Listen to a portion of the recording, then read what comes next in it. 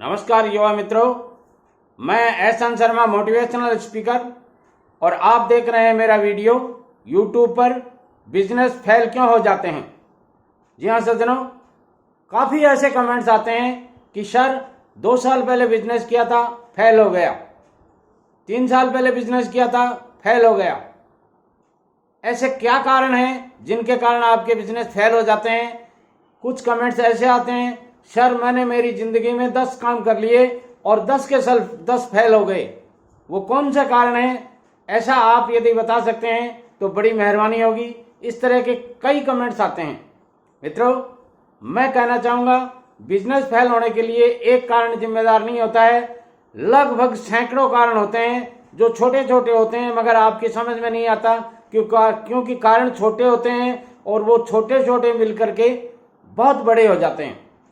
और ऐसी स्थिति में जैसे आपने सुना होगा कि 100 गड्ढे आप छोटे छोटे खोदेंगे तो कुआं नहीं बनेगा, मगर 100 गड्ढों जितना आप एक साथ एक जगह खोदेंगे तो कुआं बन जाता है। वैसे ही बिजनेस में ये छोटे छोटे कारण मिलकर के आपको डाउनफॉल देते जाते हैं और आपको समझ में नहीं आता। पहली बात आती है कि बिजनेस फेल क्यों हो जाते हैं। उसमें यह होता है कि आपने कोई प्लान तय नहीं किया। बिजनेस आपने शुरू कर दिया, पापा जी ने करवा दिया या मजबूरी में कर लिया या घर में पैसे पड़े थे या आपको जरूरत थी, किसी भी तरह से आपने बिजनेस कर दिया मगर अनप्लान्ड बिजनेस आपका।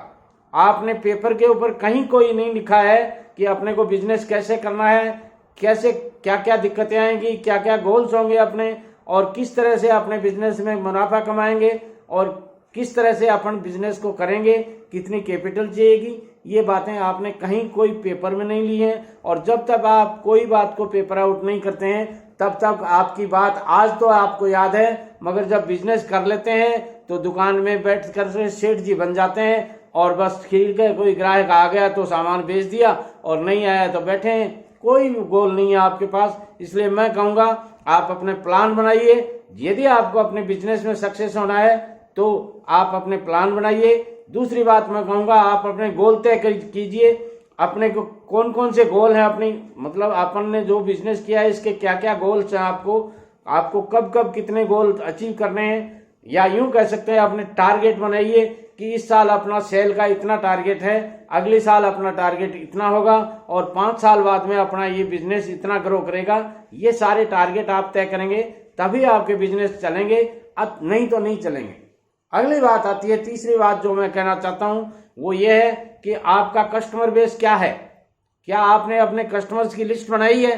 कुदरती आपके पास जो आ जाता है आप बेच देते हैं सामान, उनकी आपके पास न तो कोई लिस्ट है, न कोई आप उनके फोन नंबर लेते हैं, न आप उनसे जुड़े रहते हैं। ऐसी स्थिति में देखिए सज्जनों, कंपटीशन का जमाना है और कंपटीशन में आपका जो कंपटीटर है वो गहराई से आपको चश्मे की नजर से नहीं, कैमरे की नजर से देख रहा है वो, और कैमरे की नजर से वो जब देखता है वो एक हिडन कैमरा समझिए आप, और वो हिडन कैमरा आपको पनपने नहीं दे रहा है। क्यों नहीं पनपने दे रहा है? कि वो इस सारी बात को वॉच आउट कर रहा है। आपके पास आज कौन कितने ग्राहक आए हैं वो उनके नाम नोट कर रहा है, सामने दिख रहा है उसको, वो उनके नाम नोट कर रहा है, उनके टेलीफोन नंबर कहीं से भी कलेक्ट करेगा और ये कहेगा कि सर कल मैंने आपको बाजार में देखा था और आप फला दुकान के आसपास गए थे, मेरी भी दुकान वही है, आपको वहां आना चाहिए था, मैं उनसे आपको माल सस्ता दे दूंगा। ऐसी स्थिति में आपके कस्टमर कब टूट जाते हैं आपको पता ही नहीं चलता, और वो अगला ये कहता है आपको माल लेना है या नहीं लेना है, कोई बात नहीं है, आप कम से कम एक बार मेरी दुकान पे आइएगा और मेरी दुकान पे आने के बाद में आप आसपास की दुकान पे कहीं चले जाएंगे, ये हो नहीं सकता। मैं आपको सबसे अच्छे से अच्छा माल दूंगा और वही क्वालिटी जो आप कल आप लेके आए हैं मैं आपको 10 से 15% नीचे रेट में दूंगा और क्वालिटी की गारंटी लूंगा। उन्होंने गारंटी ली है क्या? बोले नहीं ली, तो मैं गारंटी लूंगा आपकी कि आपका ये जो मटेरियल मैं आपको बेच रहा हूं वो आपका सबसे बढ़िया है और इसमें कहीं भी कोई डिफॉल्ट होगा तो मैं आपका यूज किया हुआ मटेरियल भी वापस ले लूंगा। ऐसी थोड़ी सी बातें आप करेंगे ना तो 100 में से 1 आदमी ऐसा होगा जो घर ले जाने के बाद में आपको वापस लौटाता है, कोई नहीं लौटाता है, क्योंकि सब समझते हैं कि मटेरियल में कहाँ कहाँ क्या क्या दिक्कतें आती हैं। हाँ, 100 में से एक आदमी आ सकता है, उसको आप रिप्लेस करके दे सकते हैं, उसको आप कोई क्वालिटी दूसरी चेंज करके दे सकते हैं और ऐसे आपका बिजनेस चल सकता है। एक नहीं, ऐसे सैकड़ों पॉइंट है।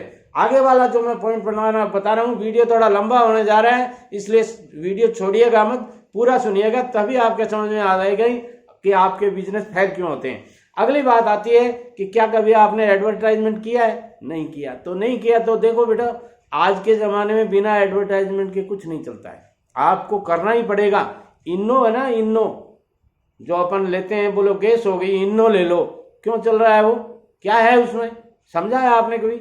छोटी सी चीज है, छोटे से पैसों की है, कितने बड़े एडवर्टाइजमेंट आते हैं उसके, टेलीविजन पे देखा होगा आपने। और ऐसी स्थिति में आपने लोकल में ही एडवर्टाइजमेंट नहीं किया, कम से कम आपने दुकान खोली है तो कम से कम आपको अखबारों में निकालना चाहिए था, और नहीं तो आपको लोगों से संपर्क करके घर घर में आप विजिटिंग कार्ड वगैरह छपवा लेते, वो जाके देते कि सर हमने ये दुकान खोली है, एक बार आप पदार्पण जरूर कीजिएगा, मेरी दुकान पे आप सामान कुछ मत खरीदिएगा, हमसे एक गिलास चाय का आप जरूर पी के जाइएगा। तो ऐसी स्थिति में आपका बिजनेस बढ़ेगा। अब आपकी समस्याएं क्या आ रही हैं? एक समस्या नहीं है, आपके सैकड़ों समस्याएं, ध्यान से सुनिएगा। आपकी समस्या है ऐसा करूंगा मैं तो लोग क्या कहेंगे, मेरे जो सर पे पोटली रखी हुई है वो क्या कहेंगे। देखिए सज्जनों, इस दुनिया में राजा हो या भिखारी, सबको है एक ही बीमारी, क्या? दुनिया क्या कहेगी। भिखारी भी चलता है ना तो वो ऐसा पोज बना के चलता है कि दुनिया मुझे सेठ नहीं समझ ले, और सेठ जब चलता है ना वो ये समझ ले कि लोग मुझे किसी से कम नहीं समझे, ये पोज बना के चलते हैं। इसलिए पोज बनाने छोड़ दीजिए। मैं कहूंगा जैसे आप हैं वैसे अच्छे हैं, और जैसे आप कर रहे हैं वैसे अच्छे हैं। ये फालतू की बातें मत कीजिएगा। और सबसे बड़ा जो समस्या है वो यही है कि क्या कहेंगे लोग। अगली बात आती है कि झूठ का व्यापार कहाँ डूबता है आपको पता है? मझधार में। इसलिए झूठ का व्यापार मत कीजिएगा अपने व्यापार में। मैंने कईयों को देखा है, सर इस साड़ी में हमें बचता ही क्या है, 5 रुपए का तो मामला है सारा। अरे भाई, 5 रुपए के मामले में 500 रुपए की साड़ी तुम बेच रहे हो और उसमें कहते हो 5 रुपए का मामला है, इसका मतलब 1% हो गया।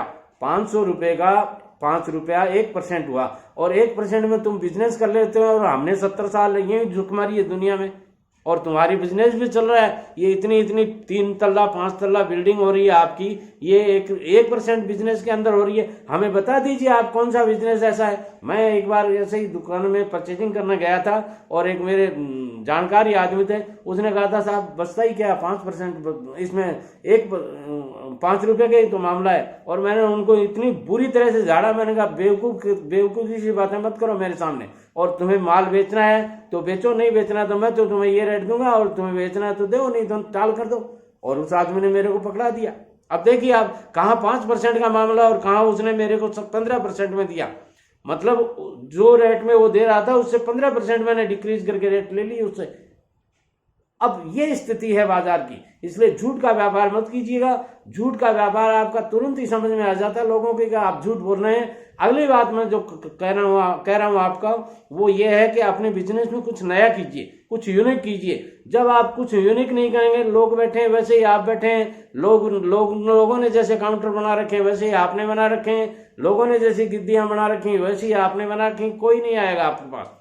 कुछ नया कीजिए आप, नित्य नया।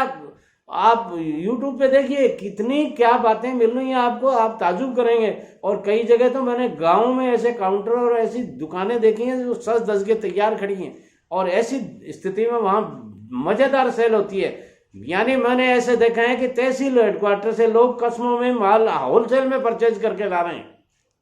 मेरी बात आपको समझ में नहीं आ रही हो तो आप देख सकते हैं, कस्बों में जाके देखिए, कस्बों में लोग होलसेल में लाते हैं, और वहां ये जो पोटली लेके घूमते फिरते हैं, या यूं कह सकते हैं साइकिल्स पर लेके घूमते रहते हैं, या बाइक्स पर लेके घूमते रहते हैं, वो लोग उनसे खरीद के लाते हैं, और उनके एक नहीं सैकड़ों ग्राहक देखे हैं मैंने। ऐसी स्थिति में आप भी ये बिजनेस कर सकते हैं। केवल अपना प्रॉफिट देखते हैं आप, ये नहीं चलेगा। क्यों कि हर आदमी को समझ में आता है कि आपका प्रॉफिट कितना होना चाहिए और आप कितना कमाते हैं, ये आप ध्यान रखिएगा। इसलिए आप यदि ऐसी बातें करते हैं तभी आपके बिजनेस फेल होते हैं। और कुछ आदमी क्या करते हैं, अपने प्रोडक्ट को में कोई विशेषता नहीं देते हैं। कोई न कोई आपके विशेषता देनी पड़ेगी। मान लीजिए आप कपड़े व्यापारी हैं, सूरत से आपने सैकड़ों साड़ियाँ मंगा ली, हजारों साड़ियाँ मंगा ली, अब उसमें आप बहुत कुछ करवा सकते हैं। उसके ऊपर कुछ ऐसी कनारी वगैरह लगा सकते हैं या उसमें और कुछ श्रृंगार वगैरह कर सकते हैं। एक साड़ी के ऊपर आप 25 रुपया खर्च कीजिए और वो साड़ी आपकी 50% रुपए उसके बढ़ने लग जाएंगे। यदि आपकी साड़ी 500 रुपए की है तो वो 700 रुपए में बिक सकती है कि आपने थोड़े से अच्छे कारीगर के पास में उसने कुछ मॉडिफिकेशन कर दिया, जो गांव बेचता है, जो शहर बेचता है, उसके अलावा आपने कुछ नया कर दिया उसमें, तो वो आपका प्रोडक्ट चलने लग जाएगा। आपके शहर में कैसी डिजाइन की साड़ियाँ चल रही हैं, ऐसी कुछ डिजाइन उस पर अलग से बनवा दिया आपने, तो वो आपका चलने लग जाएगा। इसलिए मैं कहूँगा आपका बिजनेस फेल होने के ये एक कारण नहीं, सैकड़ों कारण होते हैं और उन सैकड़ों कारणों में से मैंने तो अभी 5-10 ही गिनाए हैं, क्योंकि वीडियो 11 मिनट का होने जा रहा है, इसलिए मुझे भी आपसे इजाजत लेनी पड़ेगी। और मेरी channel SN Sharma motivational speaker YouTube पे जाइए, सर्च कर लीजिए, सब्सक्राइब कर लीजिए, बेल आइकन को जरूर दबा दीजिए, ताकि प्रतिदिन सुबह 7 बजे मैं जो वीडियो अपलोड करता हूं और शाम को 7 बजे वीडियो अपलोड करता हूं वो सबसे पहले आपको मिले। और सारे दोस्तों में इस वीडियो को भेजिएगा, क्योंकि ये अनुभव की बातें हैं, आपको कहीं किताबों में नहीं मिलेंगी, यूट्यूब पे कहीं नहीं मिलेंगे आपको ये बातें।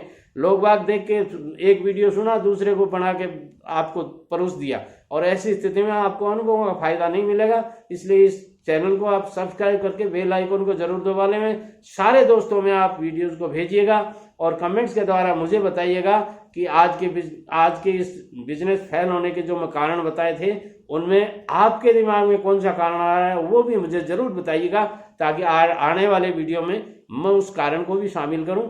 और लाइक जरूर कीजिएगा। नमस्कार।